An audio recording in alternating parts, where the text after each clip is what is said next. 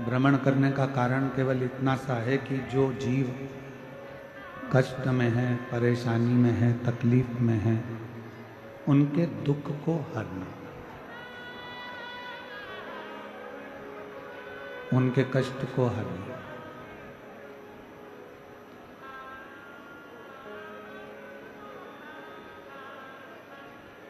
जैसे थाली में भोजन बहुत तरह का होता है,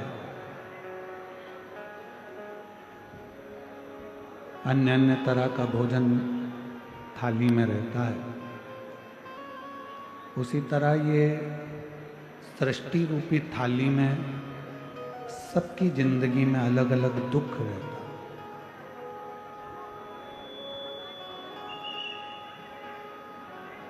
कोई को कोई तकलीफ है, कोई को कोई तकलीफ है, कोई को कोई तकलीफ है, कोई को कोई कष्ट है, कोई को कोई कष्ट है।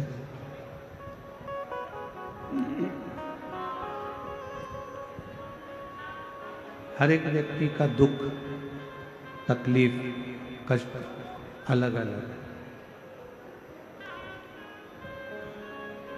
और मेरे शिवजी पार्वती को लेकर प्रतिदिन भ्रमण पे निकलने का कारण केवल इतना सा है कि जो जीव कष्ट में, जो जीव तकलीफ में, उनके कष्टों को, उनकी तकलीफ को, उनके दुख को समाप्त करना।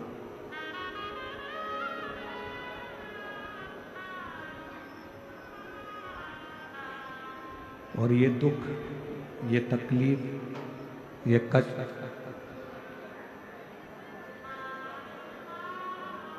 मृत्यु लोक में जितने मानव जन्म लेते हैं, मृत्यु लोक में जो जीव जन्म लेता है,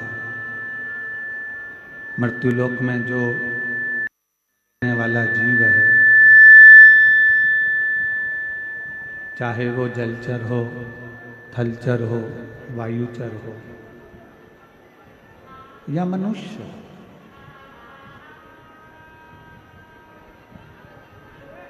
इन सभी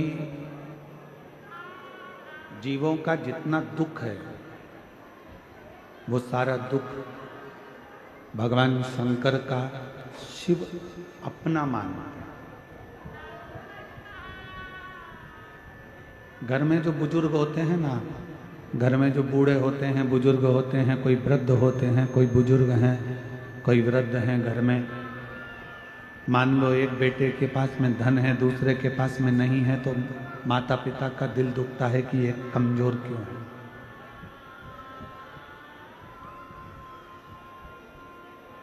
एक को कष्ट क्यों है?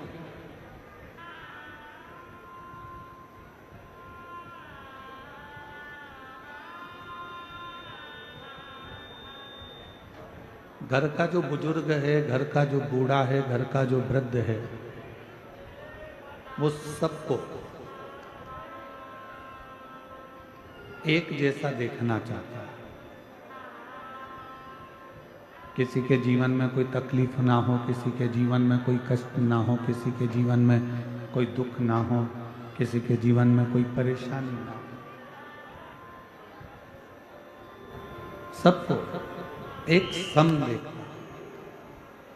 अब घर का जो बुजुर्ग है वो सबको सुखी देखना चाहता है, उसी तरह 33 कोटि देवता में भी किसी को बुजुर्ग माना गया है। और संसार सागर में, पूरे मृत्यु लोक में और पूरी दुनिया में, जल हो, थल हो, अग्नि हो, आकाश हो, वायु हो, देव हो, गंधर्व हो, पितर हो, किन्नर हो, नाग हो, इन सब में अगर किसी को बुजुर्ग बड़ा माना गया है तो वो देवाधिदेव महादेव को माना गया है, भगवान शिव।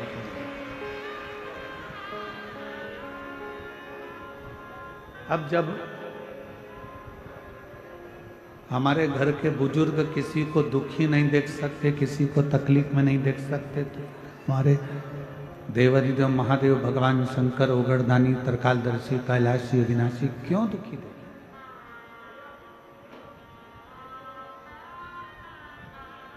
फिर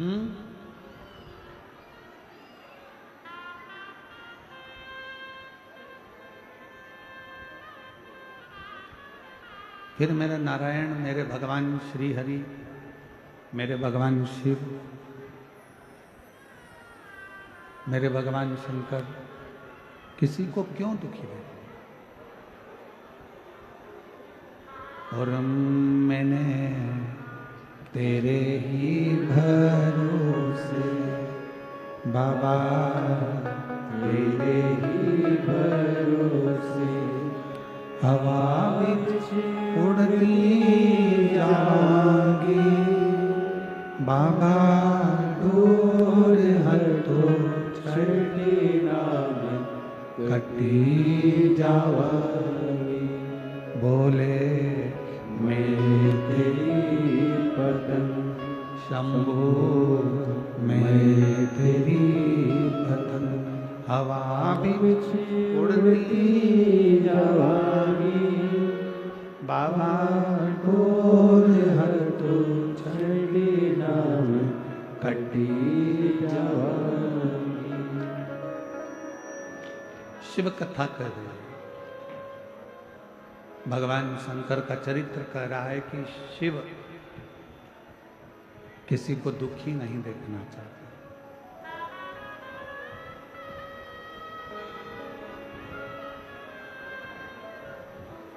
कितना सुंदर कहा हमारे वेदों ने, हमारी पुराणों ने, हमारे शास्त्रों ने। 1000 योजन दूर बैठकर भी यदि कोई मां गंगा को स्मरण कर लेता है, कितना जम के बोलो, 1000 योजन दूर बैठकर भी यदि कोई मां गंगा का स्मरण कर लेता है तो उस जीव को भगवान विष्णु का वैकुंठवास प्राप्त हो जाता है।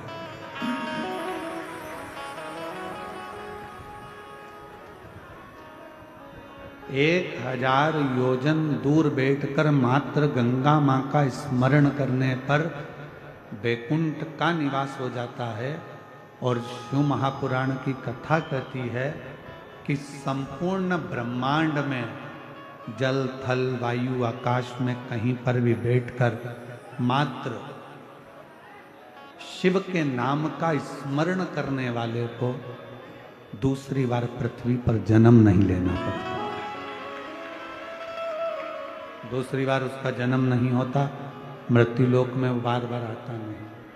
पुनरपि जननम पुनरपि मरणम के प्रपंच से वो बाहर आता। फिर वो जन्म मृत्यु से परे।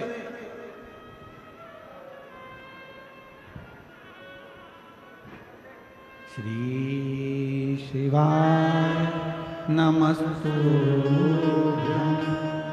श्री शिवाय नमस्तुभ्यं, श्री शिवाय नमस्तुभ्यं, श्री शिवाय नमस्तुभ्यं, श्री शिवाय नमस्तुभ्यं, श्री शिवाय नमस्तुभ्यं, श्री शिवाय नमस्तुभ्यं, श्री शिवाय नमस्तुभ्यं, श्री शिवाय नमस्तुभ्यं, श्री शिवाय नमस्तुभ्यं, श्री शिवाय नमस्तुभ्यं, श्री शिवाय नमस्तुभ्यं, श्री शिवाय नमस्तुभ्यं, श्री शिवाय नमस्तुभ्यं। आप शिव का स्मरण करें। आप भगवान शंकर की भक्ति कर रहे हो, 1000 योजन दूर बैठकर भी अगर कोई गंगा महारानी को, माँ गंगा को याद करता है तो उसको वैकुंठ का वास मिल जाता है। ये भगवान विष्णु की विष्णु पुराण कहते हैं। और यदि पूरे ब्रह्मांड में जल थल अग्नि आकाश कहीं पर भी बैठकर कोई भगवान शंकर को याद करता है तो उसका दूसरी बार जन्म ही नहीं होता है, तो परमात्मा के धाम में विराजमान हो।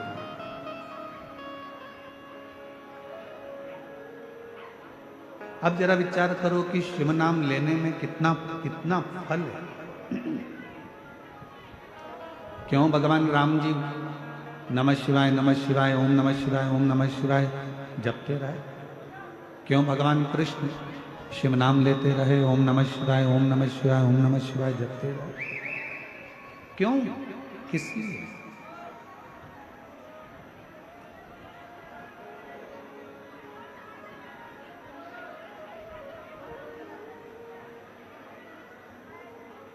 किसको नहीं दिया उसने?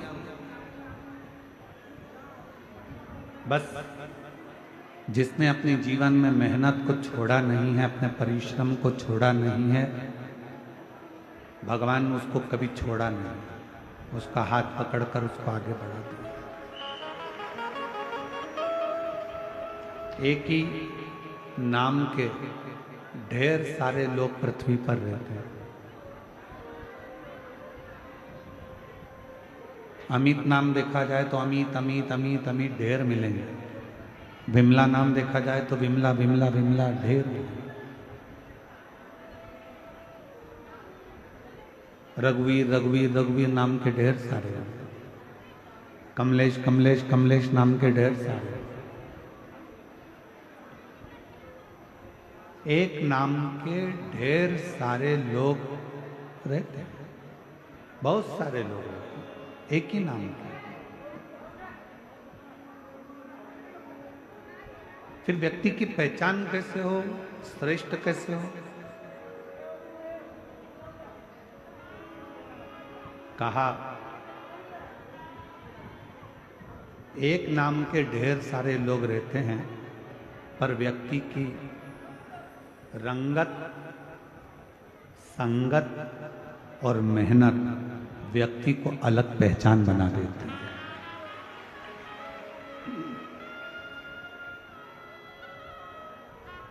नाम भले एक जैसा हो, कमलेश नाम के ढेर सारे होंगे, प्रदीप नाम के ढेर सारे होंगे, विमल नाम के ढेर सारे होंगे, अमित नाम के ढेर सारे होंगे, विमला नाम के बहुत सारे होंगे, अनसुईया नाम के बहुत सारे होंगी, सावित्री नाम बहुत सारा होगा, मंजू नाम बहुत सारा होगा, कमलेश नाम बहुत सारा होगा। एक ही नाम के ढेर है, पर व्यक्ति को अलग पहचान मिली कैसे?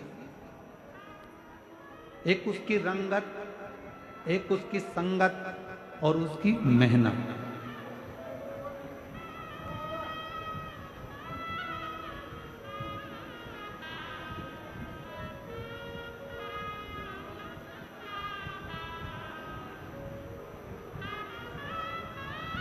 आधार कार्ड बनवाने में सबसे ज़्यादा जरूरी है आपके फिंगरप्रिंट, और दूसरे नंबर पर जरूरी है आपके नेत्र। बोलो जरूरी है कि नहीं है? जम के तो बोलो, जरूरी है ना? फिंगरप्रिंट लगाकर देखा जाएगा, फिर पहले थंब लगवाएंगे, थंब के बाद फिर 4 उंगली लगवाएंगे। ये स्पर्श पूरा आना चाहिए।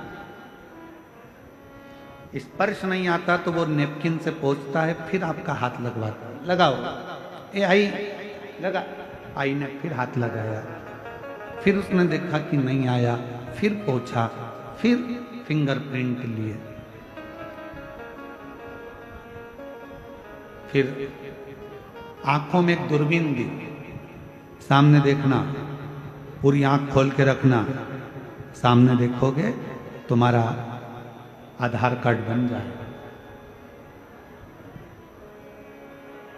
पूरे आधार कार्ड में सबसे ज्यादा जरूरी होता है तुम्हारा फिंगरप्रिंट और तुम्हारा नेत्र।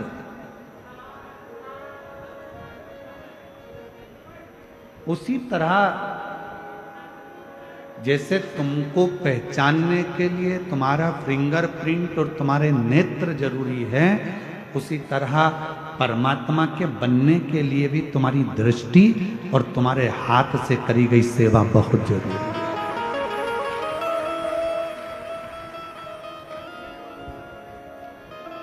तुम्हारी मेहनत,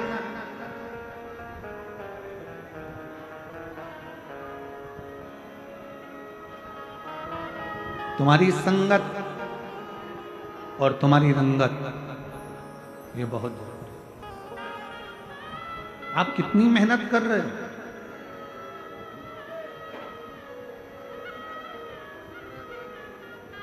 आपकी संगत कहाँ है, कहाँ बैठ रहे हो, कहाँ जा रहे हो? माँ जगत जननी पार्वती मैया को भगवान शंकर अपने साथ रोज लेकर जाते हैं, रोज, प्रतिदिन।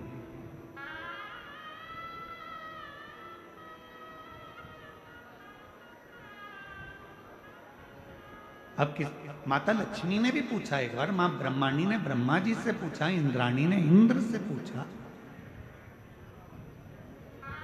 मां रुक्मणी ने भगवान कृष्ण से पूछा कि ये शंकर भगवान रोज अपनी अर्धांगिनी को नंदी पर बिठाते हैं, भ्रमण पर ले जाते हैं, घुमाने ले जाते हैं, फिर एकांत में बैठे रहते हैं, बैठकर क्या करते हैं?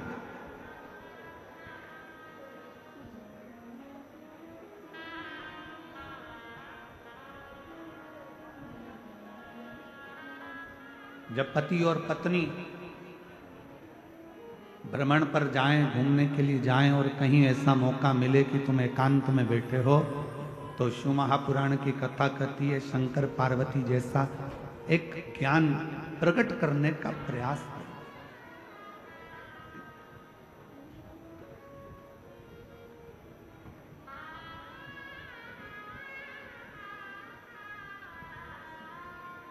एक ज्ञान को प्रकट करने का प्रयास करें। पर जब पति पत्नी आज के जमाने में एकांत में रहते हैं तो इतना झगड़ा कर लेते हैं कि एक का मुंह खुला रहता है, दूसरी बात करने को तैयार नहीं होती।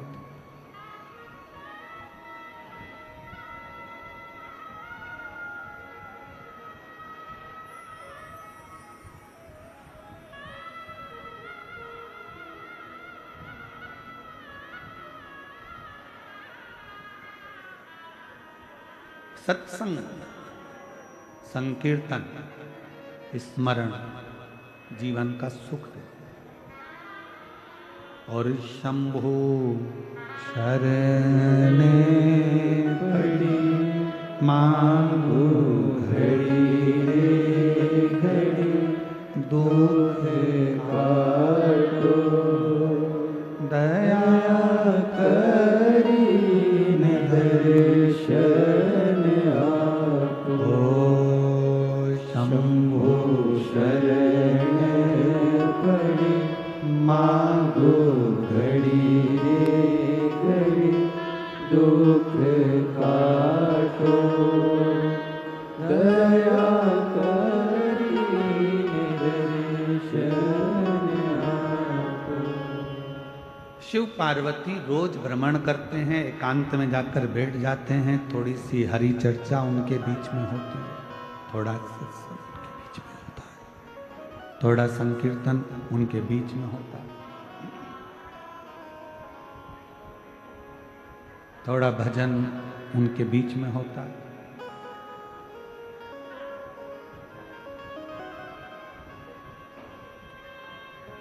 उधर एक बक्सा लगा दो ना भाई, वहां तकलीफ हो रहा है।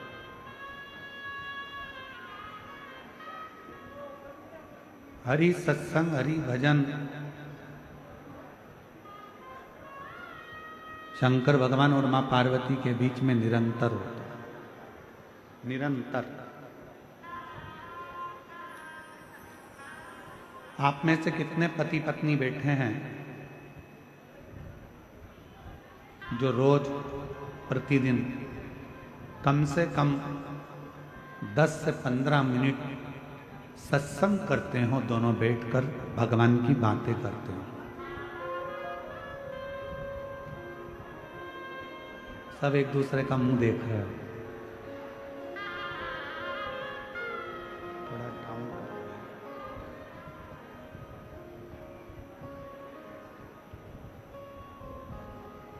कितने बैठे हैं जो पति पत्नी आपस में सत्संग करते हैं? रोज कम से कम 15 मिनट, 10 मिनट, 20 मिनट आपस में बैठकर हरि चर्चा, प्रभु चर्चा, नारायण चर्चा, शिव चर्चा, राम चर्चा, कृष्ण चर्चा, भगवान की चर्चा, संतों की चर्चा होती प्रतिदिन।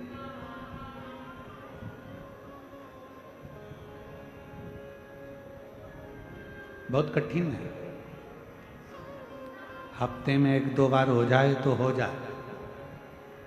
हफ्ते में हो गई और वो भी बात ऐसी होती है कि बात करते करते ही झगड़ा चालू हो जाता है,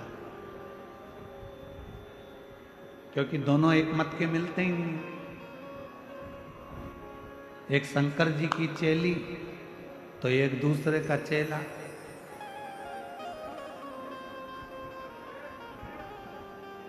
और वो इससे दुखी है और ये उससे दुखी। वो इससे कहता है क्या रोज रोज कथा में चली जाती है, क्यों मंदिर चली जाती है, बैठ जाती है 1 घंटे तक जाके। घर में काम नहीं करना है ना, इसलिए मंदिर में जाके बैठ जाती है। तो फिर वो तैयार होके बोलती है नहीं, काम तुम्हारा पिताजी कर रहा, हम नहीं कर रहे तो कोई दूसरा कर रहा।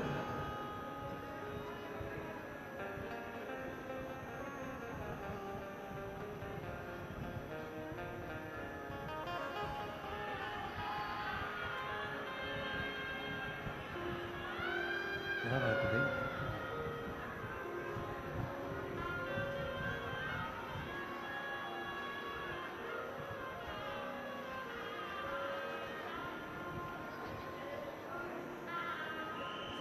शिव कथा कर रही है,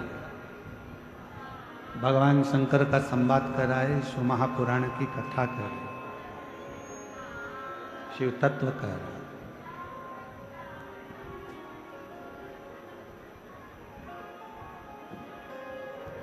दुनिया में केवल एक जोड़ी ऐसी है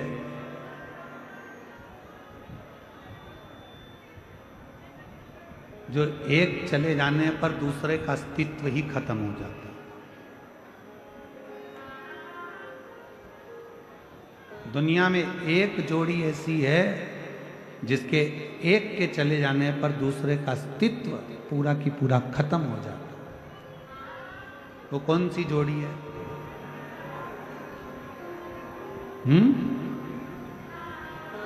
दुनिया में केवल एक जोड़ी ऐसी है जिसके एक के चले जाने पर एक का पूरा अस्तित्व खत्म हो जाता है।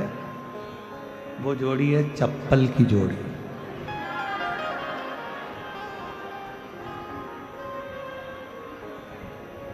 एक कड़ा अगर चले गया तो दूसरा काम दे जाएगा।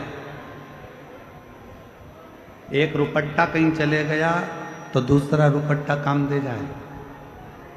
बोलो बोलो, सही है कि गलत है? एक कुंडल चले गया तो दूसरा कुंडल काम दे जाएगा। पर चप्पल की जोड़ी एक ऐसी जोड़ी है कि अगर एक चली गई तो दूसरी किसी काम की तो पटकना पड़ेगा। उसको दूसरी चप्पल के साथ मैच करके नहीं पहन सकते, उसकी मैचिंग ही नहीं होती, उसको मैच करना कठिन।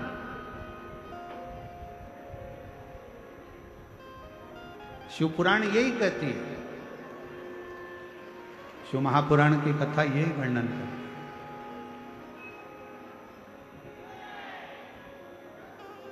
जिसने अपनी जिंदगी में सुख दुख में साथ चला है ना, जो अपनी जिंदगी में सुख और दुख में हमेशा कदम से कदम मिलाकर चला है, तकलीफों को झेलता हुआ चला है, खूब कदम बढ़ा बढ़ा कर चला है, इसने ना पानी देखा ना कीचड़ देखा, इसने ना सुख देखा ना दुख देखा, ये तो बस चलता रहा है मंजिल के लिए। ऐसा जोड़ी जब परमात्मा आपकी बनाकर भेजता है ना, तो उस जोड़ी को फिर छोड़ने का मन नहीं करता। ये जोड़ी तो निरंतर चलते रहना चाहिए, फिर इस जोड़ी का कोई अंत नहीं।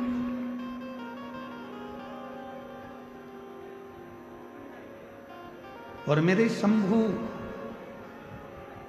मेरे शंकर, मेरे भगवान ओघड़दानी, मेरे त्रिकालदर्शी, मेरे कैलाशी, मेरे अविनाशी, मेरे शिव, मेरे बाबा, मेरे भोलेनाथ, मेरे शंभू त्रिकालदर्शी और पार्वती की जोड़ी है ही ऐसी।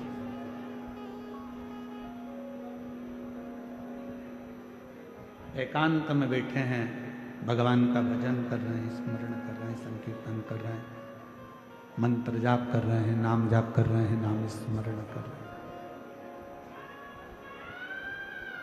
और फिर निवेदन करें, कभी अगर परमात्मा आप लोगों पर कृपा कर दे और भगवान शिव की करुणा, भगवान शंकर की दया, भगवान शिव की उदारता यदि आप लोगों पर हो जाए तो कम से कम रोज नहीं तो हफ्ते में एक बार अपने पति के साथ बैठकर शंकर भगवान की या राम जी की या कृष्ण जी की या किसी भी देवी देवता की हरि चर्चा, शिव चर्चा 10 मिनट की जरूर करना चाहिए, जरूर।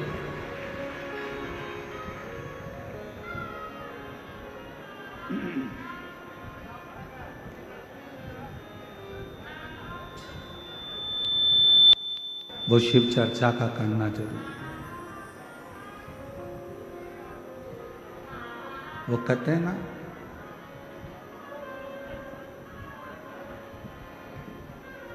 भोलेनाथ सुना दो ऐसी कथा जिसे सुनकर मैं भी अमर हो।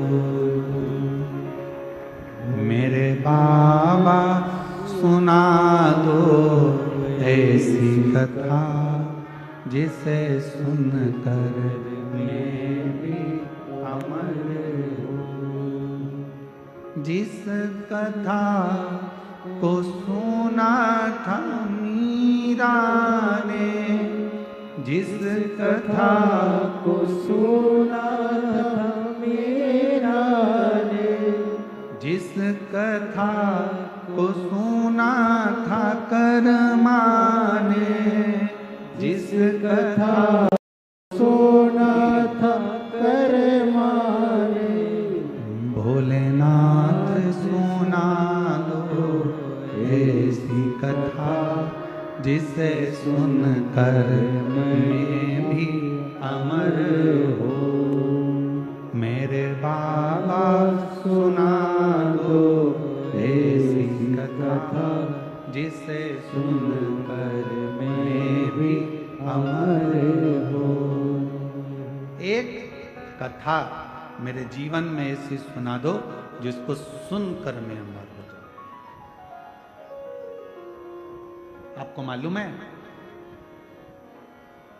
पार्वती जी के पूर्व में 50 जन्म हो चुके थे। कभी सती बनी है, कभी कात्यायनी बनी है, कभी कुष्मांडा बनी है, कभी स्कंदा बनी है, कभी गौरा बनी है, कभी कौमार्य बनी है। ना जाने कितने कितने जन्म मेरी माता पार्वती के हो गए। और जब पार्वती मैया पार्वती का जन्म लेने से पहले सती के रूप में प्रकट हुई थी और सती के रूप में प्रकट होकर कुंभज ऋषि की यहाँ कथा सुनने के लिए गई थी। कथा सुनकर वापस आई थी। राम जी के प्रति उनका विश्वास जागृत नहीं हुआ था। प्राण दक्ष प्रजापति के यहाँ छूट गए थे, तो यज्ञ के कुंड में अपने शरीर को जब छोड़ा था तो कोयल की योनि उनको मिल गई थी और कोयल का जन्म सती को मिला। तो कोयल का जन्म पाकर सती माता ने शिव जी से वर मांगा था कि अगला मेरा जब जन्म हो, मैं जब ये कोयल की योनि से छूटूं, जब मैं कोयल की योनि से छूट जाऊं और अगला जब मेरा जन्म हो तो मुझे कुछ नहीं चाहिए, केवल एक ही चीज चाहिए, आपकी कथा सुनती रहूं और कथा को श्रवण करूं।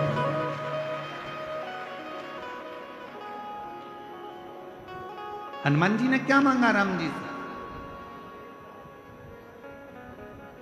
राम जी जाने वाले हैं, सरयू जी में समाने वाले हैं।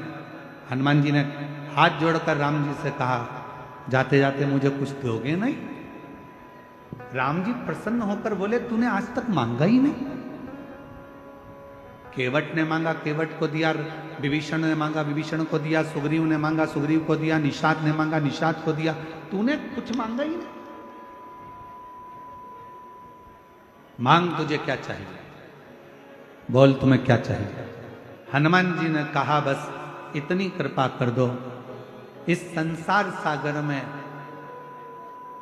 मैं जब तक रहूं तब तक कथा सुनता रहूं और आपका भजन करता रहूं।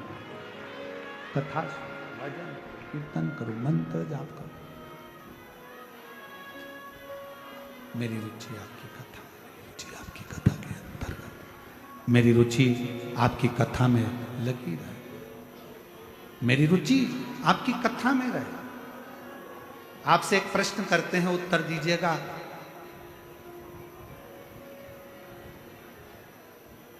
राम जी बड़े हैं कि राम जी का नाम बड़ा है? जम के बोलो।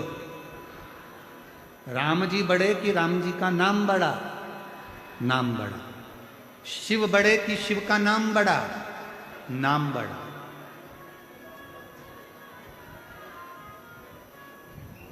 मकान मिले ना मिले, तेरा पता मिलना चाहिए। मकान मिले ना मिले, तेरा पता मिलना चाहिए। शिव मिले ना मिले, शिव कथा मिलना चाहिए। बस शिव के मिलन का बिंदु ही उसकी कथा।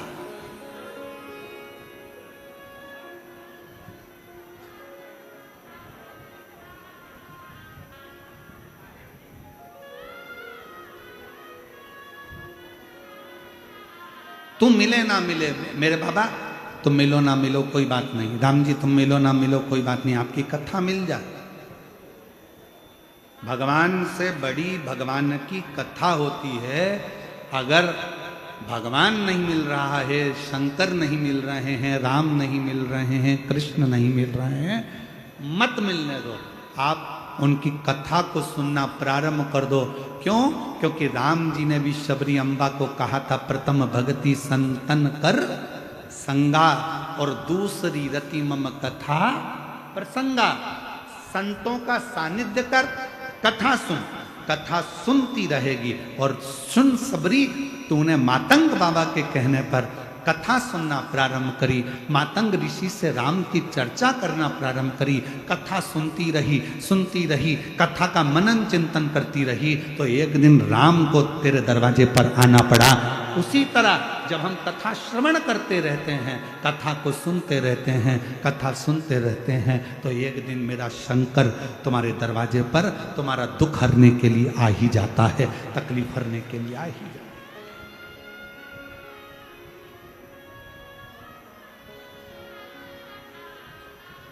जिस कथा को सुना था तुकाराम ने, जिस कथा को सुना था तुकाराम ने, जिस कथा को सुना था नामदेव ने, जिस कथा को सुना था नामदेव ने, भोलेनाथ सुना दो ऐसी कथा, जिसे सुनकर मैं भी अमर होऊं। मेरे बाबा सुना दो ऐसी कथा, जिसे सुनकर मैं भी अमर होऊं। जिसे सुनकर मैं भी अमर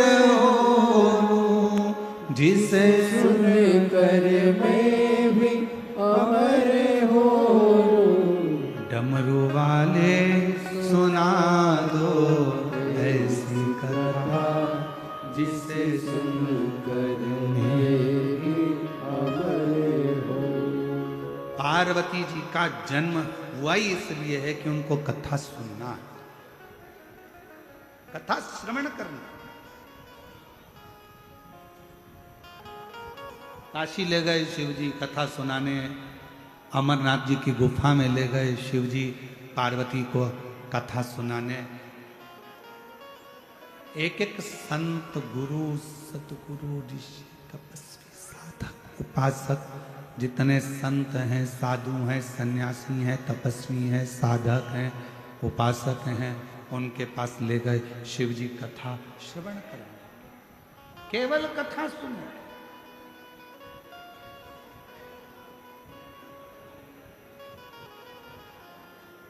और फिर सुनो मेरी जीजियों, हरियो मेरी बीड़ वाली जीजियों, और जितने मेरे बीड़ के जीजा बैठे हैं वो भी सुन लो, जीजियां सुन लो, मेरे बेटा बेटी, माता बहन भाई सब सुनो ध्यान लगाकर। भगवान का मिलना सरल है, पर शिव महापुराण का मिलना बहुत कठिन है, बहुत।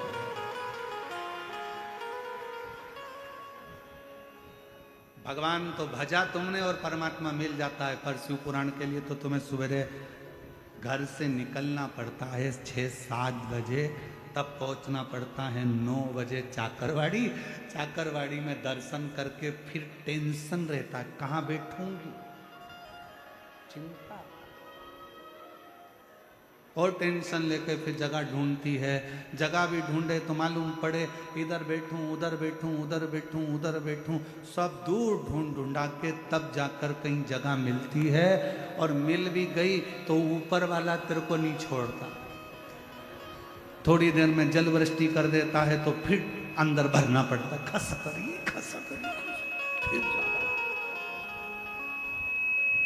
फिर जाना पड़ता। कितनी मेहनत। शायद मैं महादेव महाराज जी आपको कहूं, शायद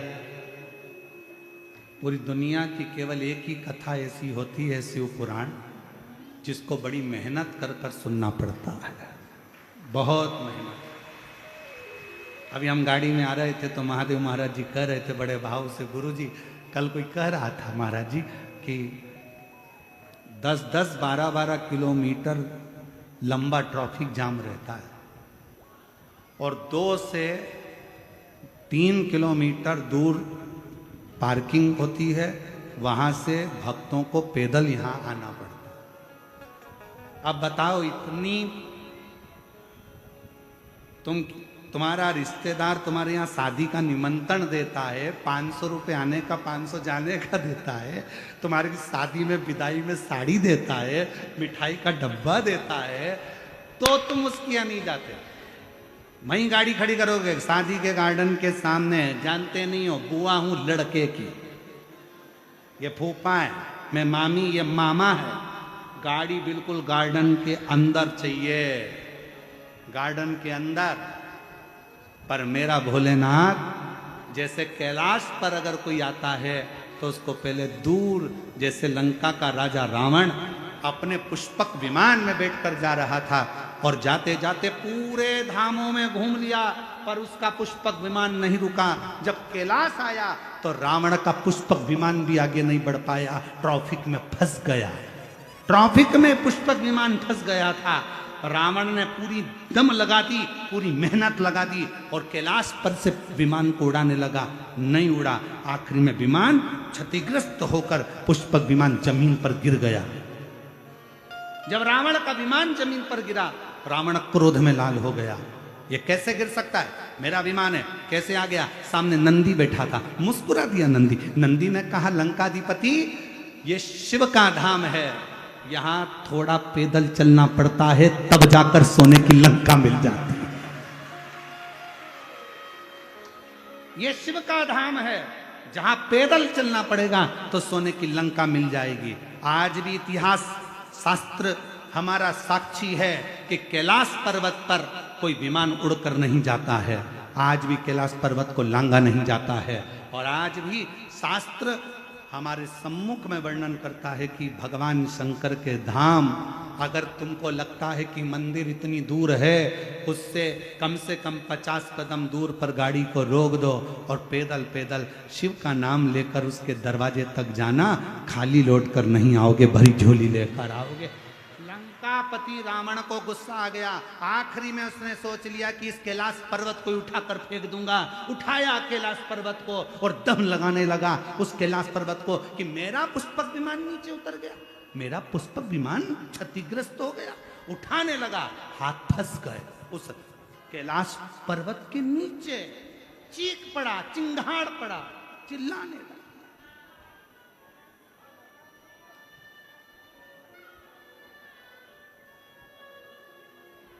और शिव तो क्षमा की मूर्ति है, शिव क्षमा की मूर्ति है। एक सच्चा गुरु, कल रात्रि को हमारा सत्संग चल रहा था हमारे कक्ष में, तो बच्चे लोग बैठते हैं, तो कक्ष में हमारे, हम माताओं को तो आने नहीं देते, परंतु हमने इनको कहा था बच्चे लोगों को, अगर महादेव महाराज के बेटे होन भी कोई आना चाहे तो कमरे में आने की मना नहीं। जब अपन सत्संग करते हैं उस समय रात्रि का हमारा समय रहता है, 9 सवा 9 बजे करीब हम लोग बैठे रहते हैं। तो रात्रि का हमारा सत्संग चल रहा था महादेव महाराज। उस सत्संग में बात निकली, आप ही की चर्चा निकली, और ब्राह्मण लोग बता रहे थे कि महादेव महाराज जी जब पूजन करने के लिए बैठते हैं तो गुरु जी, उनका इतना भाव रहता है पूजन के समय पर कि क्या बोला जा रहा है क्या नहीं बोला जा रहा उससे मतलब नहीं, उनको तो केवल जिसकी पूजन हो रही है उसका स्मरण, माउली माउली शिव शिव, बस उसका भजन उनकी घट की जिह्वा से चलता रहता। हमारे ब्राह्मण बता रहे थे, ऐसा लग रहा था कि स्वयं शंकर की पूजन शंकर ही कर रहा था। फिर बात निकली आगे चलकर, तो बात निकली तो उसमें चर्चा निकली कि असली संत की, असली विद्वत्ता की, असली गुरु की पहचान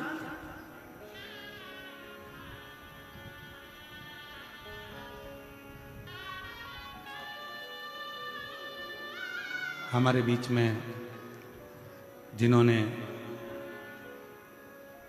अयोध्या के राम मंदिर की प्राण प्रतिष्ठा का मुहूर्त निकाला, जिन्होंने अवध की पवित्र भूमि पर राम मंदिर का मुहूर्त निकाला, ऐसे काशी के विद्वत परम पूज्य 1000 श्री गणेश्वर द्रविड़ शास्त्री जी पधारे हैं। एक बार जोरदार ताली बजाकर स्वागत करिए, जिनकी विद्वत्ता आज संपूर्ण विश्व देखता है, सुनता है।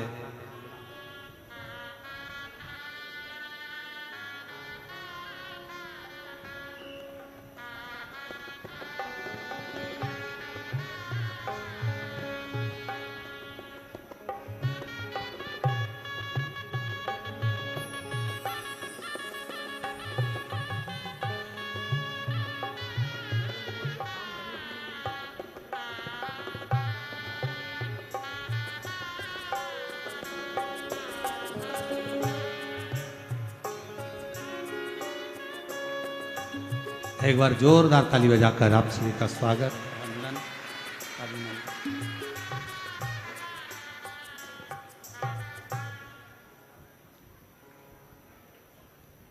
सदा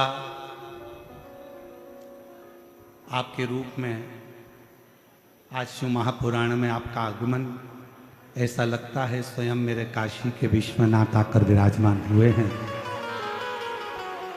जो आप काशी की पवित्र धरा से, ऐसे पवित्र व्यासपीठ और पवित्र चाकरवाड़ी क्षेत्र श्री क्षेत्र में आप पधारे।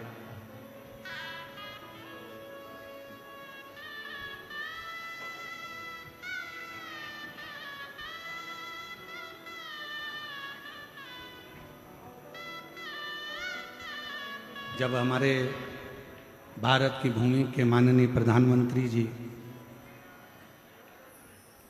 श्री नरेंद्र भाई मोदी जी फॉर्म भरने के लिए जाते हैं तो आप श्री का आशीर्वाद लेकर और आप श्री का साथ लेकर फॉर्म को भरने के लिए, और युद्ध क्षेत्र में भी जो भारत और पाकिस्तान का एक युद्ध सम्मुख में आया, कब कैसे जवाब देना है उसका भी मुहूर्त का विचार आप ही के द्वारा किया गया है। एक बार जोरदार ताली बजाकर स्वागत। इस भव्य शिव महापुराण में काशी से आप पधारे, जो ऐसा लग रहा है कि स्वयं विश्वनाथ, काशी विश्वनाथ की करुणा, उनकी उदारता और उन्हीं की कृपा यहाँ स्वयं के रूप में आई है। और शंभो शरणे पड़ी मांगू घड़ी घड़ी दुख काटो दया करी शरण आपो। शंभो शरणे पड़ी मांगू घड़ी घड़ी दुख काटो दया करी शरण आपो। तो शिव कथा कर, भगवान शंकर की कथा का संवाद कर।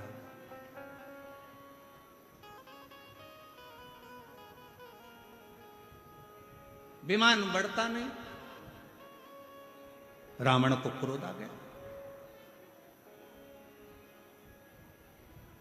चिंगाड़ पड़ा, रावण चिल्ला पड़ा, मेरा विमान और यहां से जा नहीं सकता। उसको क्या मालूम कि यहां त्रिकालदर्शी, कैलाशी, अविनाशी भगवान शिव का निवास है। और कल कथा में एक बात कही थी आप लोगों को कि शिव के मंदिर भी नहीं जा सकते, तो भगवान शंकर के मात्र शिखर का दर्शन कर कर भी आप अपनी जिंदगी का कल्याण कर सकते हैं, अपने जीवन का कल्याण कर सकते हैं। मात्र शिखर का दर्शन। और अभी आपको कथा में वर्णन किया कि 1000 योजन दूर बैठकर भी अगर कोई गंगा माता का नाम ले लेता है तो उसको भगवान नारायण का धाम वैकुंठ प्राप्त हो जाता है। और पूरे भूमंडल में बैठकर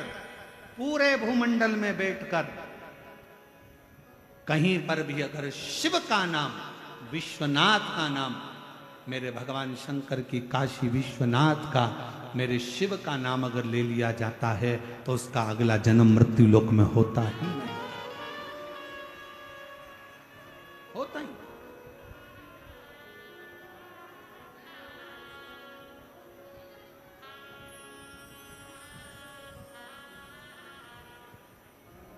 शिव शिव है, शंकर शंकर। रावण को लगा कि मैं लंका का राजा रावण, मेरे पास में ये पुष्पक विमान है, मेरे पास में इतना वैभव है, मेरे पास में इतना धन है, मेरे पास में इतनी दौलत है, मेरी इतनी बड़ी सेना है, मेरा इतना बड़ा कुल है, मेरा इतना बड़ा परिवार है, मेरे पास में वैभव की कमी नहीं, कुल की कमी नहीं, राक्षसों की कमी नहीं, सब कुछ मेरे साथ में है। तो ये पर्वत बीच में आड़े आ रहा है।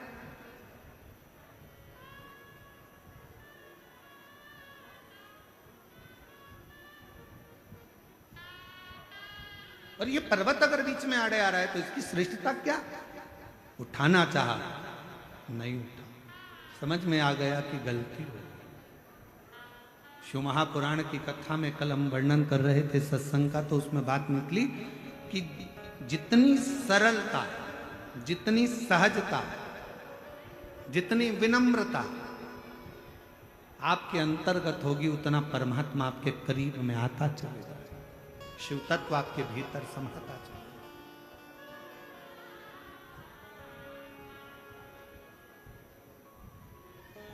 शिव कथा कह रही है पार्वती जी का जो जन्म है, मां पार्वती का जो अवतार है, पार्वती जी का जो प्रागट्य है, उसका होने का कारण ही केवल इतना है कि मुझे शिव की कथा, मुझे राम की कथा, मुझे भगवान की कथा श्रवण कर, केवल परमात्मा की। और भोलेनाथ सुना दो ऐसी कथा जिसे सुनकर मेरे अमर हो। मेरे बाबा सुना दो ऐसी कथा जिसे सुन कर मैं भी अमर हो, जिसे सुन कर मैं भी अमर हो लूं, जिसे सुन कर मैं भी अमर हो लूं। मेरे नाथ सुना दो ऐसी कथा जिसे सुन कर मैं भी अमर हो, डमरू वाले सुना दो ऐसी कथा जिसे सुन कर मैं भी अमर हो। शिव कथा कर रही है, भगवान शंकर का संवाद कर रहा है। पार्वती मैया नंदी पर विराजमान होकर मेरे ओघड़दानी मेरे शंभू के साथ नित्य प्रतिभ्रमण पर जाती हैं। और ऐसा नहीं कि मेरे शंकर भगवान कहीं एकांत में जब बैठते हैं तो शंकर भगवान और माँ जगत जननी जगदम्बा दोनों हरि चर्चा करते हैं। राम नाम, कृष्ण नाम, शिव नाम आनंदमय चर्चा में निकलता ही रहता। करो थोड़ी देर, अगर कहीं मौका मिल जाए। एक अच्छी जोड़ी का मतलब ही यही है, पति पत्नी का मतलब ही यही है कि कहीं अगर कभी रोज मौका मिले तो थोड़ी देर बैठकर रोज हरि चर्चा करिए। और अगर रोज मौका नहीं मिले तो हफ्ते में एक बार हरि चर्चा करिए। और हफ्ते में भी समय ना मिले तो कम से कम 15 दिन में एक बार पति पत्नी को बैठकर भगवान के नाम की चर्चा करना चाहिए। 15 दिन में समय ना मिले तो कम से कम 1 महीने में एक बार भगवान के नाम की चर्चा पति पत्नी को बैठकर एकांत में करना चाहिए, जिससे हमारे घर के संस्कारों में हमारे बच्चे भी ढलते चले जाते। ये बहुत जरूरी है।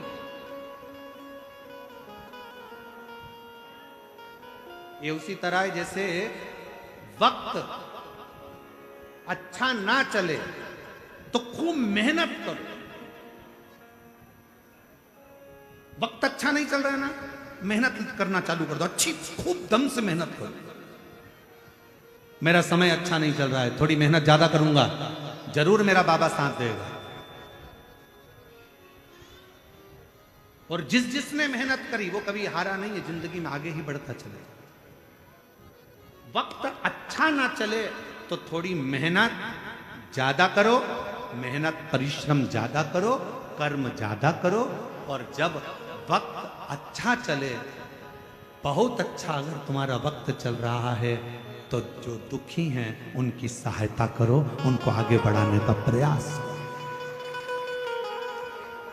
अच्छा वक्त है, भगवान ने मौका दिया है, आप लोग आपको इस लायक बनाया है तो दूसरे को सपोर्ट करिए, सहायता करिए, थोड़ा आगे बढ़ाने का प्रयास करिए, थोड़ा समझाने का प्रयास करिए। आपकी सुनते हैं तो आप समझा सकते हैं। वक्त अच्छा नहीं है, मेहनत करो, परिश्रम करो।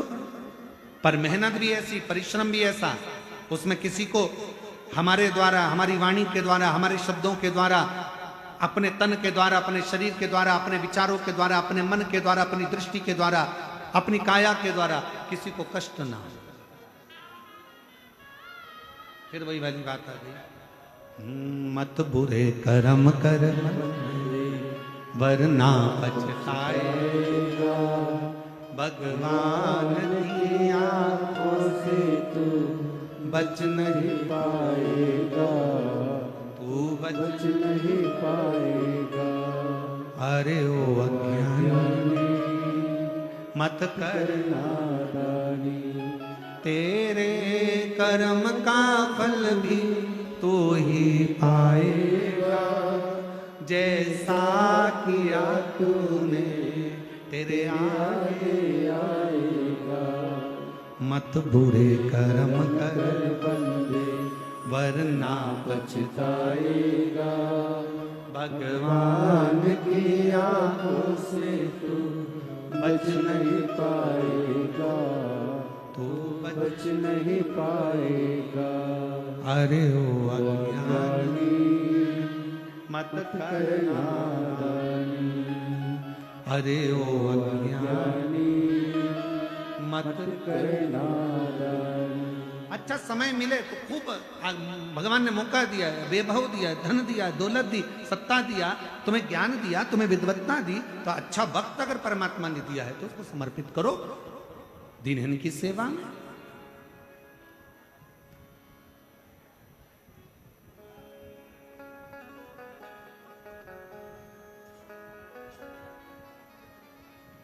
लगा दो भजन में थोड़ा। पार्वती मैया का नित्य विचार था कथा को श्रवण कर। अमरनाथ जी की गुफा में जाकर करा क्या मां जगत जननी जगदम्बा ने? केवल शिव जी से कहा मुझे कथा श्रवण करा दो, जिसके लिए मेरा जन्म हुआ है। मैं सती बनकर जन्मी थी, कुंभज बाबा के आश्रम में आप मुझे लेकर गए थे, पर वहां मैं कथा नहीं सुन पाई, मेरा मन नहीं लगा, मेरा चित्त नहीं लगा।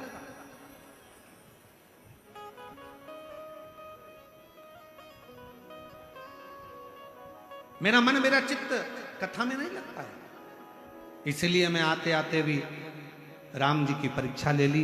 जान नहीं पाई कि ये सम्मुख में खड़े हुए परमात्मा भगवान श्री राम है। मैं तो सोची कि आप किसके लिए आंसू बहा रहे हो, ये मनुष्य के लिए, मानव के लिए। महाराज हम पहचान नहीं पाते संसार में जन्मे हुए कई महापुरुषों को, और जब वो महापुरुष हमारे बीच में से चले जाते हैं तब हमको उनका स्मरण आता है कि वो थे तो उनको हमने जाना नहीं, हम पहचान नहीं पाए।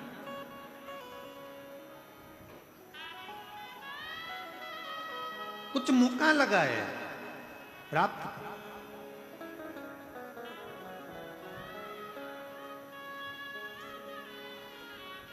कथा रोज, सत्संग रोज करो। पार्वती जी ने भगवान शिव से कहा कि मेरा ये जन्म, मेरा जो ये वापिस मेरा जो जन्म हुआ है, इतने जन्मों के बाद मैं वापिस जो आई हूं आपके पास में, बस केवल कथा के लिए, केवल मुझे सुनना है, सुनना। और सुनना बहुत कठिन विषय है। आज के जमाने में सबसे ज्यादा कठिन विषय ही सुनना है। आज के जमाने में बहू भी तड़ाके से कह देती अपनी सास से, मैं किसी की नहीं सुनूंगी। क्या मैं सुनने के लिए आई हूं? और सास भी तड़ाके से कह देती है, ये कल की आई, मैं इसकी सुनूंगी।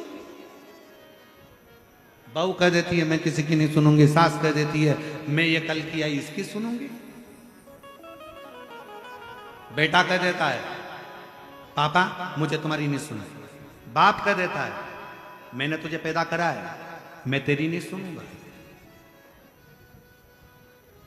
पत्नी पति की नहीं सुने, सास बहू की नहीं सुने, बेटा बाप की नहीं सुने, बाप बेटे की नहीं सुने, भाई भाई भाई भाई कह देता है होगा अपनी जगह पे, मैं तेरी सुनना कौन, मैं तेरी सुनूंगा क्या। देवरानी जेठानी की नहीं सुनती, मुझे क्या करना तुझसे, मैं तुम्हारी नहीं सुनूंगी। कोई सुनने को तैयार नहीं है तो सुनेगा कौन? सीवर वाला महाराज सुने कौन? कोई भी तैयार नहीं। मैं तुम्हारी नहीं सुनूंगी, मैं तुम्हारा नहीं सुनूंगा, मैं तुम्हारी नहीं सुनूंगी। सास मना करे, बहू मना करे, बेटा मना करे, बाप मना करे, भाई मना करे, बंधु मना करे, सखा मना करे, दोस्त भी मना कर देते मैं तेरी नहीं सुनूंगा, रिश्तेदार मना कर देते मैं तुम्हारी नहीं सुनूंगा। सुनेगा कौन? सबसे कठिन काम तो सुनना ही है।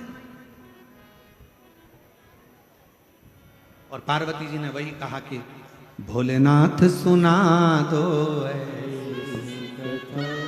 जिसे सुन बस मुझे सुनना है, केवल सुनना, और सुनना ही सबसे कठिन काम।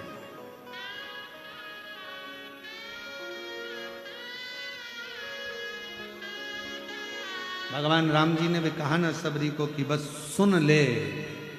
प्रथम भक्ति संतन कर संगा, दूसरी रति मम कथा प्रसंगा। सुनो, जितना सुनोगे उतना भगवान तुम्हारे नजदीक में आ जाएगा। राम जी को आने का कारण ही यही था कि शबरी ने मातंग बाबा की सुनी बहुत, अपने गुरुजन की सुनी बहुत, सुनती रही, कथा सुनती रही, सुनती रही, सुनती रही, और भगवान आ गए।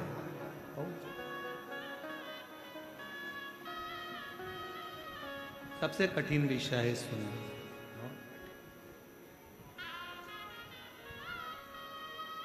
बहुत कठिन विषय।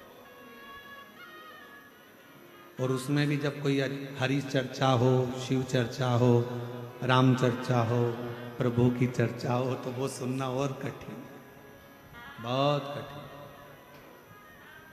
जैसे ही सुनने का मौका आएगा तो कई माताएं तो 2-3 बार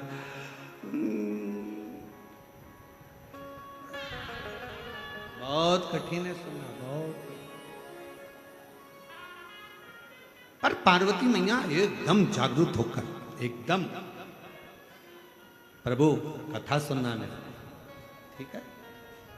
और केवल पार्वती जी ने कथा नहीं सुनी है, केवल माँ पार्वती जी कथा नहीं सुनती हैं, माँ जानकी जी भी जितने समय मेरे भगवान राम जी के साथ में रही तो राम जी से चर्चा, भगवान की कथा सुनती रही। माँ रुक्मणी, माँ सतभामा, माँ जामवंती, माँ कालंदी, माँ मित्रविंदा, जितनी जितनी भगवान कृष्ण की रानियां थी, सारी रानियां बैठ जाती थी और भगवान कृष्ण से भगवान की कथा श्रवण करती। और कितना सुंदर का एक प्रसंग सुनाया महाराज। वो प्रसंग आता है कि सतभामा जी एक दिन मौका पाली और माँ सतभामा जी ने देखा एक बार भगवान कृष्ण को एकांत में बैठे हैं, शांति से बैठे हैं, एकदम मौन होकर बैठे हैं, स्तुप्त होकर बैठे हैं। सतभामा जी पहुंच गई भगवान कृष्ण के पास। तुरंत जब साधु, सन्यासी, तपस्वी, साधक, उपासक, कोई महात्मा, कोई विद्वत जन तुम्हारे नजदीक में हो और एकदम मौन होकर एकांत में बैठे हुए हों और तुम्हें लगे कि अभी कोई नहीं है, मुझे मौका मिल रहा है थोड़ी सी देर बैठकर मैं हरि चर्चा कर लूं, थोड़ा सत्संग कर लूं। कुछ मांगने की चर्चा नहीं, कुछ प्राप्त करने की चर्चा नहीं, केवल चर्चा कर लूं कि मेरा परमात्मा मुझे कैसे मिल सकता।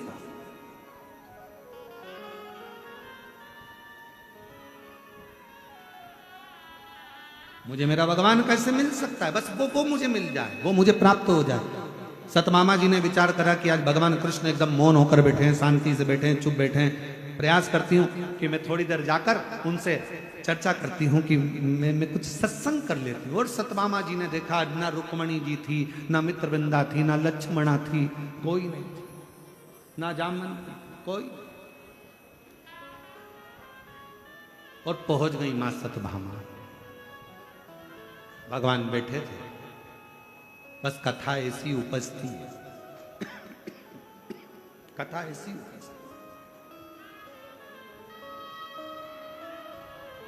बैठे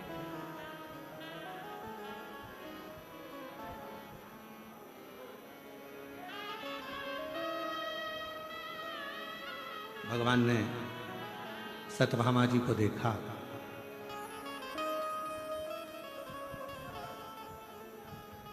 भगवान कृष्ण मुस्कुराने लगे। ईश्वर और औषधि ये दोनों एक समान है। कौन कौन? जम के बोलो। ईश्वर और औषधि ये दोनों एक समान है। औषधि का काम है तन के रोग मिटाना और ईश्वर का काम है मन के रोगों को समाप्त कर दे। अंदर विकार आ गया, काम आ गया, आसक्ति आ गई, लोभ आ गया, तृष्णा आ गई, वासना आ गई, कोई गलत विचार आ गया, गलत चित्त में धरा गया, कोई मन में कोई गलत भाव आ गया। ईश्वर और औषधि दोनों एक समान है। औषधि का काम है तन में अगर कोई रोग आ गया तो वो औषधि मिटाएगी।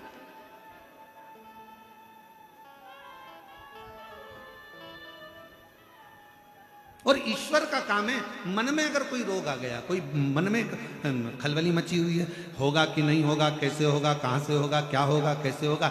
ईश्वर का नाम ले लो, कोई आकर कह देगा भगवान का नाम लो सब अच्छा होगा, तो मन में थोड़ा सा धीर आ जाता है, मन में थोड़ी शांति आ जाती है कि ईश्वर हमको औषधि के रूप में मिला। औषधि के रूप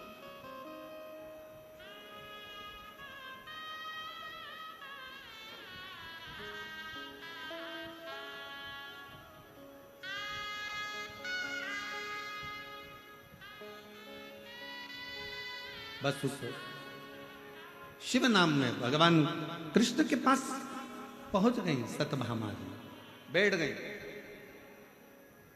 और बैठकर मां सत्यभामा जी ने भगवान को देखा और भगवान बड़े मुस्कुरा रहे थे सत्यभामा को देखकर, उनके चेहरे पर प्रसन्नता थी। सत्यभामा समझ गई, भगवान को लग गया कि मैं आ गई।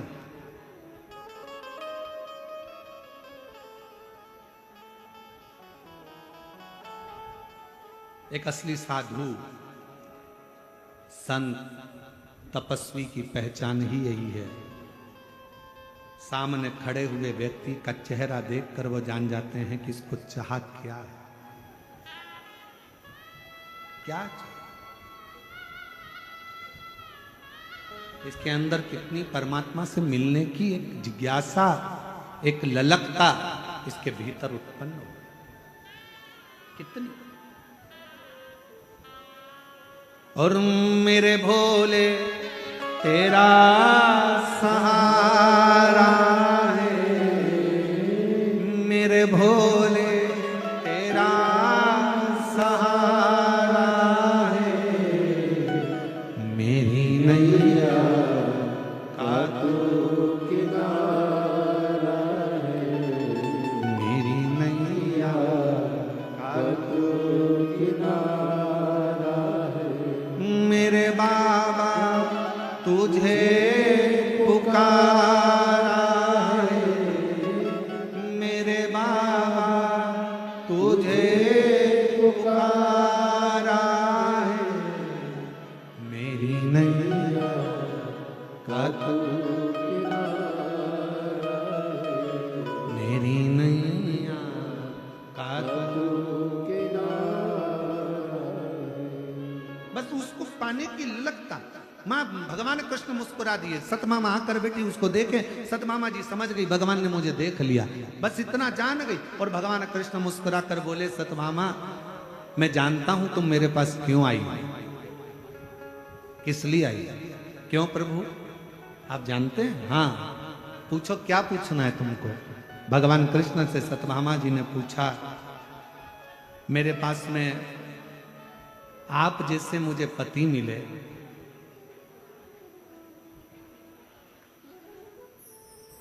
कल्प वृक्ष मिला, ये कैसे प्राप्त हो गया, कहां से प्राप्त हो गया, कैसे मुझे मिले। बस यही कथा की शुरुआत हो गई। यही मुझे नारायण जैसे पति मिल गए और मुझे कल्प वृक्ष जैसा वृक्ष मिल गया, इससे बढ़कर मुझे ये सब मिल गया, मुझे ये आश्चर्य हो रहा है, इतनी सरलता में। भगवान कृष्ण मुस्कुराकर बोले, अरे ओ सतभामा ये आज का नहीं है तेरा, ना जाने पूर्व का कितना कितना तूने कोई भजन कीर्तन पुण्य आनंद करा होगा तो तुझे मिला है। शिव महापुराण की कथा यदि चाकरवाड़ी के इस पवित्र क्षेत्र में, श्री क्षेत्र में, सिद्ध क्षेत्र में, मेरे संत ज्ञानेश्वर माउली की इस पवित्र धरा पर अगर आपको सुनने को मिल रही है तो यह जान लेना तुम्हारे आज का जन्म नहीं, कोई पूर्व के जन्मों का कृतार्थ फल होगा जो आज मिल गया। और उसमें भी काशी से पधारे हमारे परम पूज्य श्री गणेश्वर द्रविड़ शास्त्री जी महाराज जी का भी आगमन हो गया, तो समझ लो सोने पर सुहागा का एक आनंद भाव उत्पन्न। तो ये कुछ मिला है तो बड़े भाव। शर्मा का नियम था सूर्य नारायण भगवान को अर्घ देना, भगवान नारायण का मंत्र जाप करना, शिवालय में जाकर दीप दान करना, भगवान गणेश और मां आद्य शक्ति दुर्गा की आराधना। सतभामा उनकी एक अवस्था जाती चली गई और उनके घर में संतान का सुख नहीं आया, बड़े दुखी थे।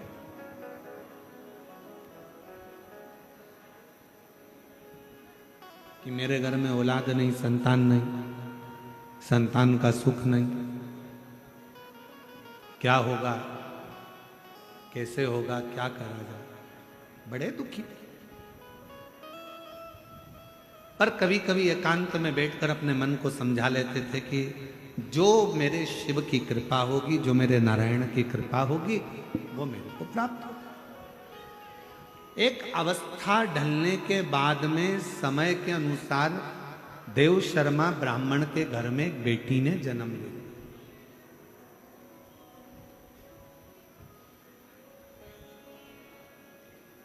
और पिताजी ने अपनी बेटी को भी वही शिव पंचायत पूजन का विधान बता दिया। सूर्य नारायण भगवान को अर्घ देना, शिवालय में दीपदान करना, नारायण का गुणगान करना, भगवान विष्णु का जप करना, माँ आद्य शक्ति दुर्गा भवानी की पूजन करना, श्री गणेश जी महाराज का स्मरण करना। ऐसा करते करते करते करते बेटी बड़ी हो गई। अब बेटी बड़ी हुई तो पिता के मन में भाव जागृत हो गया कि मैं इस बेटी को किसको दूं, किसको प्रदान करा जाए। तब उनके स्मरण में आया कि मेरा एक मित्र था और उस मित्र का एक बेटा है, और मैंने अपने मित्र को मरते मरते वचन दिया था कि तेरे पुत्र से अगर मेरे घर में पुत्री हो गई तो तेरे पुत्र से मैं अपनी बेटी का विवाह करूंगा। सतभामा जी सुन रही हैं, भगवान द्वारकानाथ कथा कह रहा है। कहते कहते समय निकला और भगवान कथा सुनते सुनते जब समय निकल गया तब सतभामा जी एकदम स्थिर होकर उस कथा का लाभ ले रहे, स्थिर होकर। जैसे माँ आद्यशक्ति दुर्गा भवानी जगत जननी माँ पार्वती जी अमरनाथ जी की गुफा में जब कथा श्रवण करने के लिए बैठती हैं, नंदी को दूर छोड़ दिया जाता है, सर्प को दूर छोड़ दिया जाता है। यहां तक भगवान शंकर जब कथा कहने के लिए बैठते हैं तो माँ आद्यशक्ति को त्रिशूल देकर कहते हैं कि इस पूरी स्थान से सारे जीव जंतुओं को यहां से भगा दिया जाए, क्योंकि मैं आपको कथा श्रवण करा रहा हूं।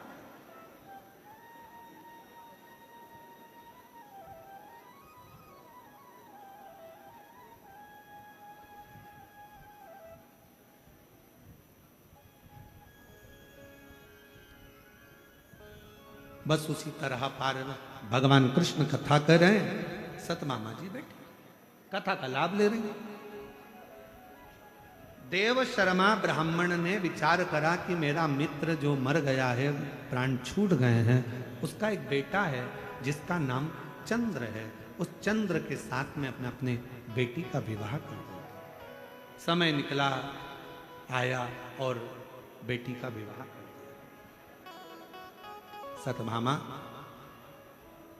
ब्राह्मण की बेटी का विवाह हुआ, समय बीतता है। कुछ ही समय निकला था कि देव शर्मा ब्राह्मण अपने दामाद चंद्र के साथ कहीं जा रहे थे और वहां से लौट कर आते समय पर एक असुर ने उनको घेर लिया। असुर था भूखा, भूख बहुत लग रही थी, उसने रोका।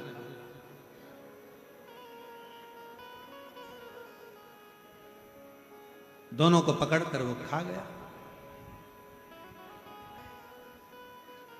चंद्र ने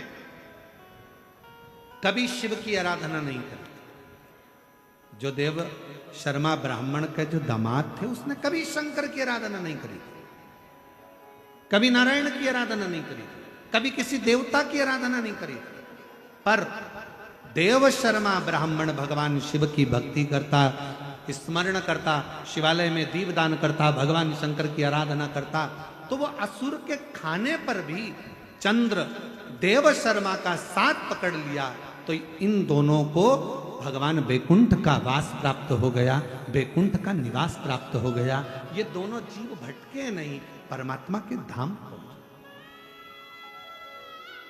सतभामा पर पति और पिता के जाने के बाद वो लड़की अकेली रह, अकेली।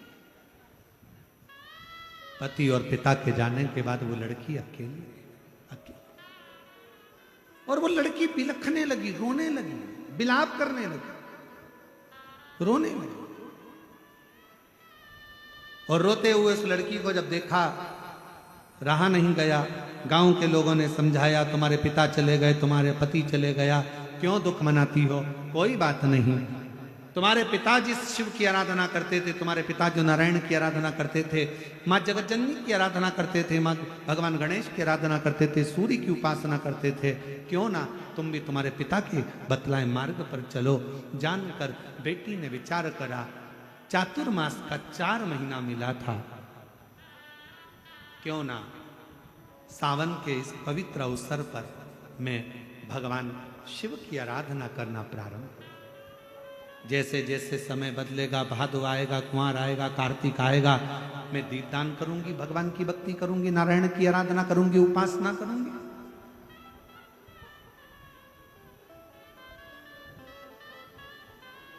भगवान कृष्ण कहते हैं सत्यभामा, उस लड़की ने पिता और पति के जाने के बाद अपने पिता के जो मार्ग थे उसी मार्ग पर चलकर भगवान की आराधना करना प्रारंभ करी। नित्य प्रति जाना, शिवालय में सफाई करना, अर्चना करना, दीपदान करना।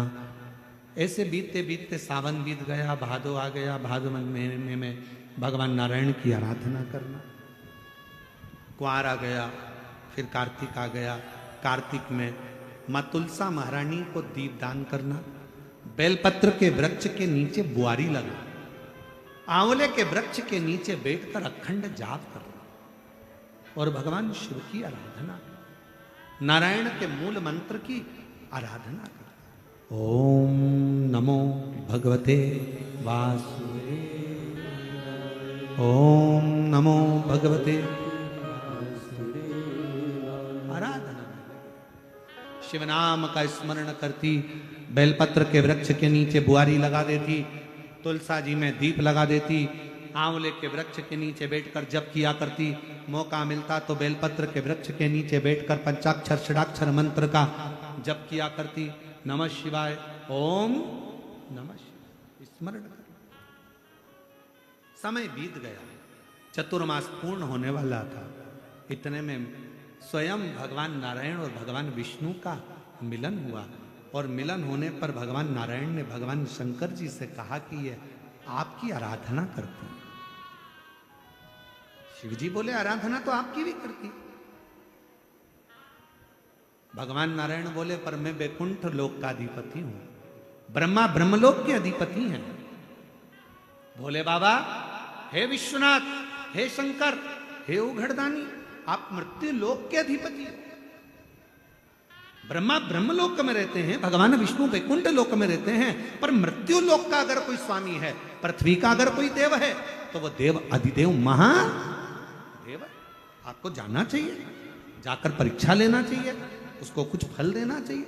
वो इतनी आराधना कर रहा है, इतनी तप कर रही है, साधना कर रही है।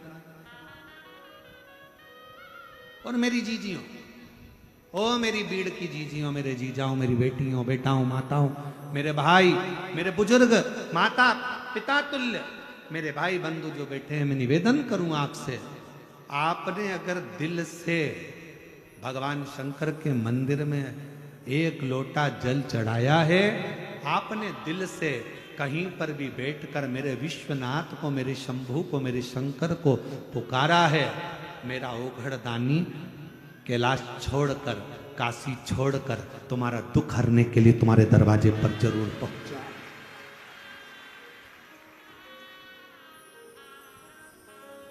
और कोई पिछले जन्म के अच्छे कर्म मुझे बाबा तेरा, कोई पिछले जन्म के अच्छे कर्म मुझे बाबा तेरा,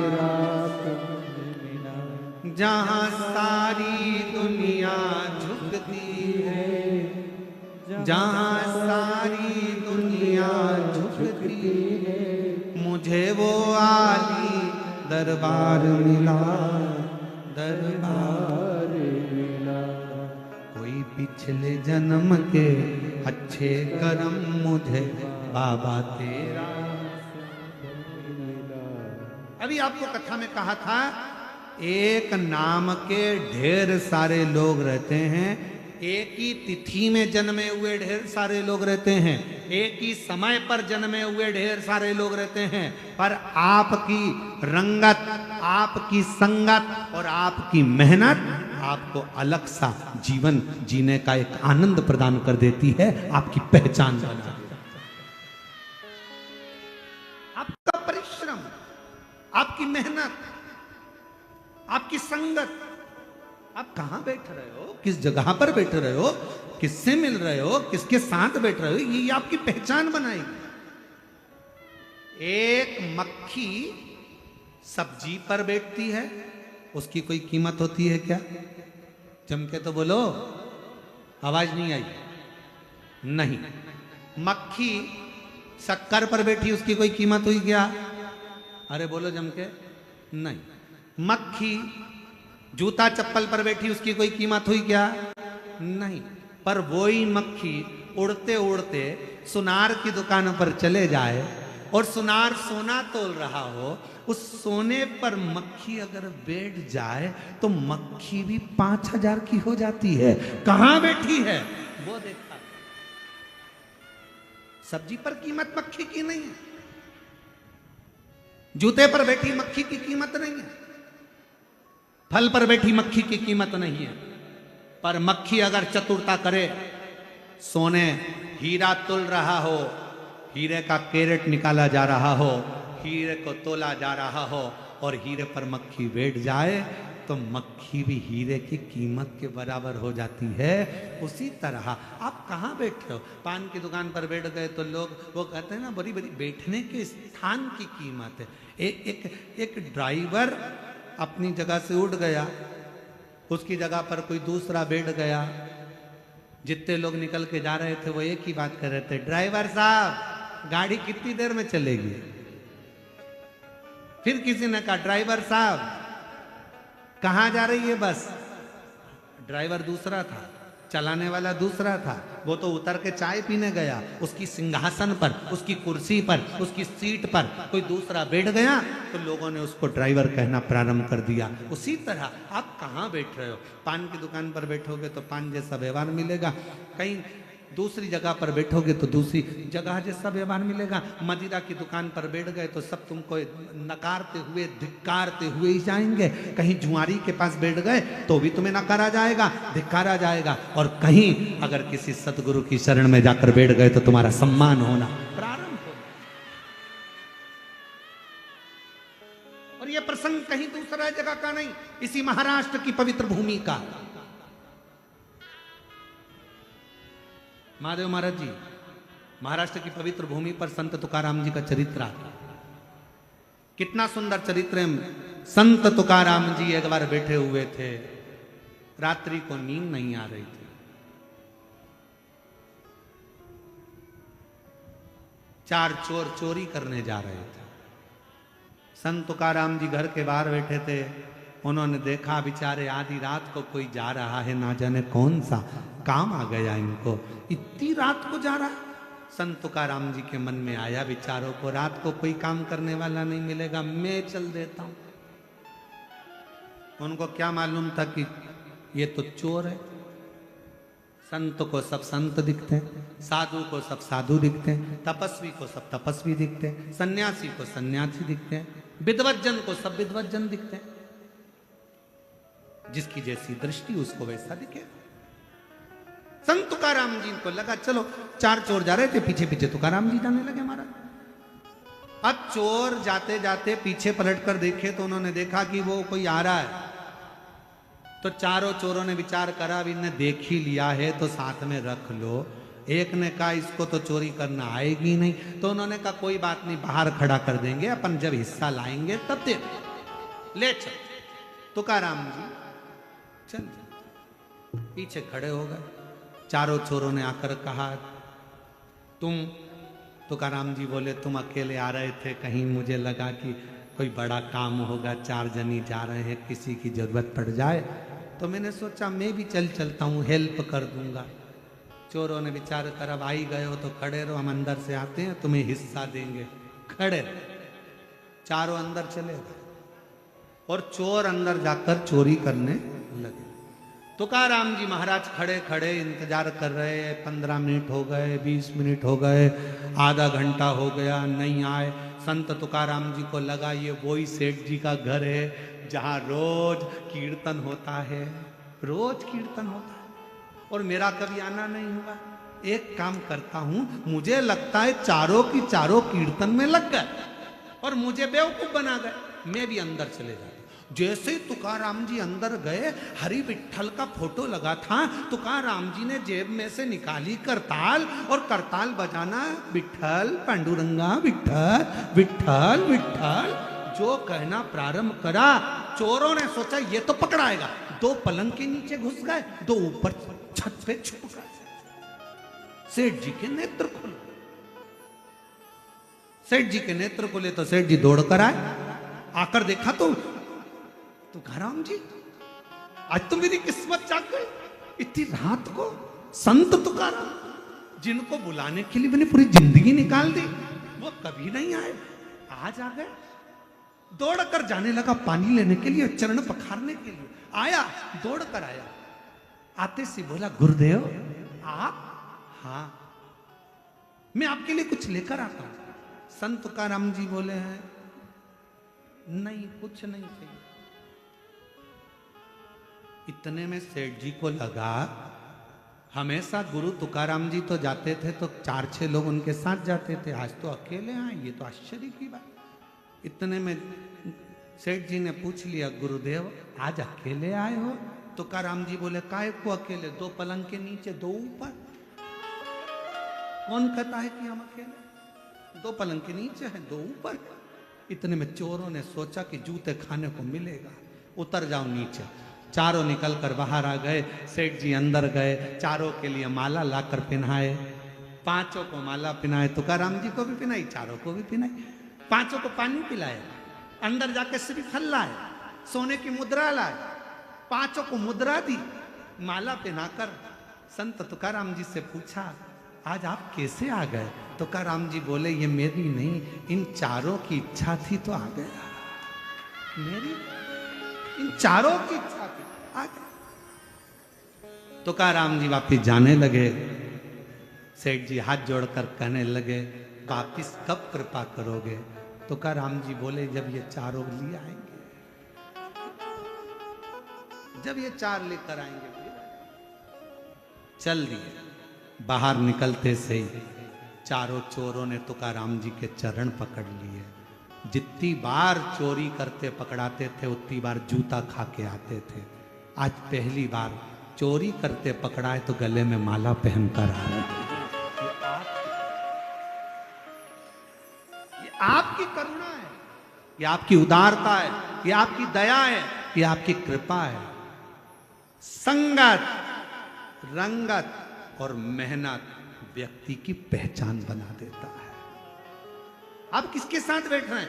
मक्खी हीरे के साथ बैठी कीमत वाली हो गई, मक्खी सोने के साथ बैठी कीमत वाली हो गई। मक्खी अगर सब्जी पर बैठती तो कोई कीमत नहीं थी, फल पर बैठती कोई कीमत नहीं थी, मक्खी जूते पर बैठती कोई कीमत नहीं थी, पर वही मक्खी की कीमत हीरे और सोने पर आ जाती है। उसी तरह आप और हम किसी संत सदगुरु या परमात्मा की संगत में जाकर बैठते हैं तो हमारी भी कीमत बढ़ती चली जाती है।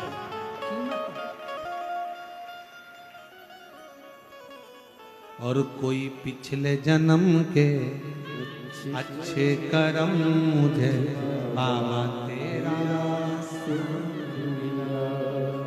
कोई पिछले जन्म के अच्छे कर्म मुझे बाबा तेरा संग मिला। जहाँ सारी दुनिया झुकती है, जहाँ सारी दुनिया झुकती है, मुझे वो आली दरबार मिला, दरबार मिला। कोई पिछले जन्म के अच्छे कर्म मुझे बाबा तेरा संग मिला। भगवान कृष्ण कह रहे हैं, वो कन्या ने पति और पिता के जाने के बाद साधना करी। भगवान नारायण शिव जी से बोले, तुम जाओ, मृत्यु लोक के देव हो तुम, जाओ तुम। और अकाल मृत्यु वो मरे जो काम करे चंडाल का, काल उसका क्या बिगाड़े जो भक्त हो महान। जाओ आप एक बार जाकर दर्शन तो दो, थोड़ा पूछो तो, जाओ थोड़ा।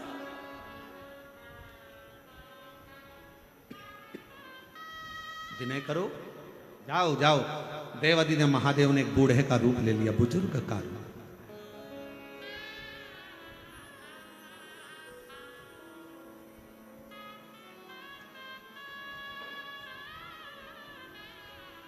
और मेरे शंकर भगवान, मेरे शिव, मेरे ओघड़दानी, मेरे विश्वनाथ, मेरे शंभु, मेरे त्रिकालदर्शी, मेरे कैलाशी अविनाशी, मेरे शंकर, मेरे ओघड़दानी, मेरे शिव, मेरे त्रिपुंडधारी, त्रिशूलधारी, त्रिनेत्रधारी, मेरे शिव, मेरे ओघड़दानी, मेरे शंभु, एक बुजुर्ग का रूप रखकर मस्तक पर भस्म का त्रिपुंड है, शिखा, एक छोटी सी लकुटिया, एक धोती, एक पंछा तन पर धारण करे हुए धीरे धीरे चलते चलते उस कन्या के पास, देव शर्मा की बेटी चंद्र की पत्नी के पास पहुंच गए।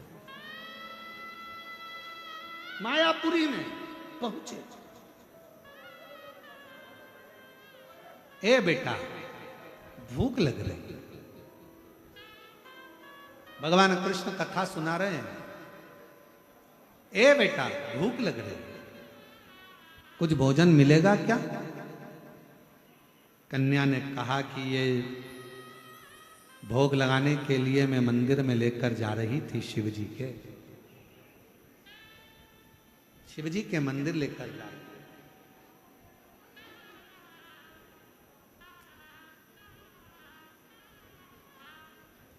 अगर आपको भूख लगी है तो आप खा लीजिए। मेरे महाराष्ट्र के संतों ने यही चीज तो सिखाई है। मेरे महाराष्ट्र के साधुओं ने, संतों ने, सन्यासियों ने, तपस्वियों ने, साधकों ने, उपासकों ने, कीर्तनकारों ने यही चीज सिखाई है। प्रयागराज का त्रिवेणी का जल भरकर रामेश्वर के लिए यात्रा निकाले थे और बीच मध्य में एक गधा तड़प रहा था और सतगुरु संत तुकाराम जी जल भरकर उसको दे दिए। कहा, ये कावड़ का जल कहां लेकर जा रहे हो और कहां पिला रहे हो? कहा, वो शिव ही यहां मिल गया, प्यासा है, पिला दिया, उसमें ही फल मिल गया। प्यासा। हम क्यों कहते हैं आप लोगों से कि शिव महापुराण की कथा में जाओ, अपने साथ में 2 पानी की बोतल लेकर, एक पानी की बोतल अपने लिए और एक पानी की बोतल अपने साथ में अपने अड़ोसी पड़ोसी पीछे वाले धड़ोसी के लिए। किसको प्यास लग जाए, कोई रास्ते में मिल जाए, प्यासा है, 3 किलोमीटर चलना है, 2 किलोमीटर चलना है, आधा किलोमीटर चलना है, कोई को थकान हो रही है, अपने पास पानी है, निकाल कर दे दिया। ए बहन पियो, भाई पियो। हो सकता है ना जाने किस वेश में नारायण मिल जाए, किस रूप में मेरा शिव मिलेगा, किसको मालूम।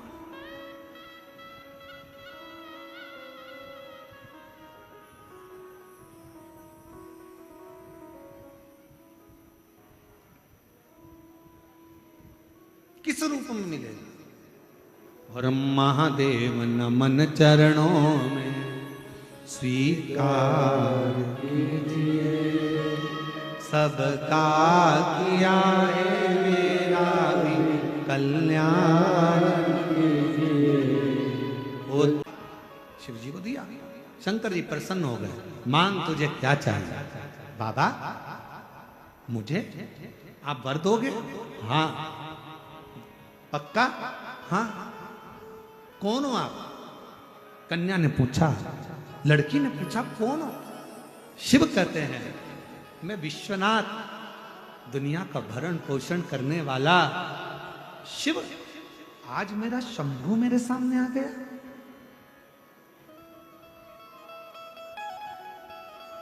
बाबा वर देना है तो दीजिए।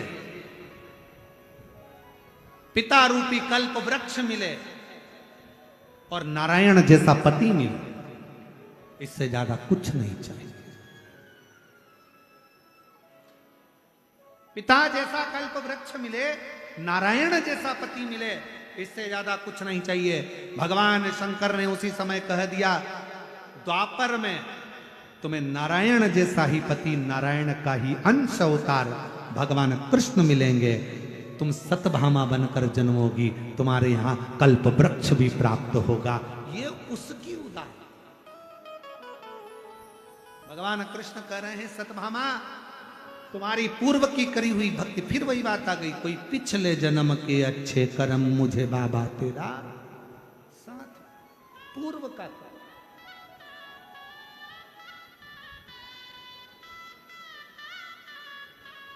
कोई पुराना होगा जो चाकरवाड़ी की इस पवित्र भूमि पर संत ज्ञानेश्वर माउली जी की इस पवित्र धरा पर मैं महादेव महाराज जी आपको धन्यवाद देता हूं, जो इतने शिव भक्तों को आपने ये शिव महापुराण की कथा श्रवण कराने का सौभाग्य।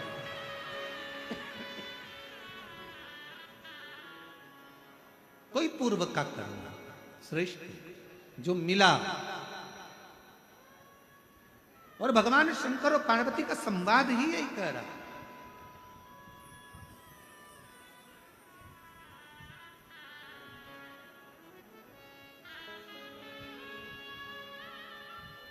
जिस समय पर तारकासुर का संहार करना था, और उस संहार के समय पर भी भगवान देवाधिदेव महादेव मौन थे, स्तुब्ध थे, मौन स्तुब्ध।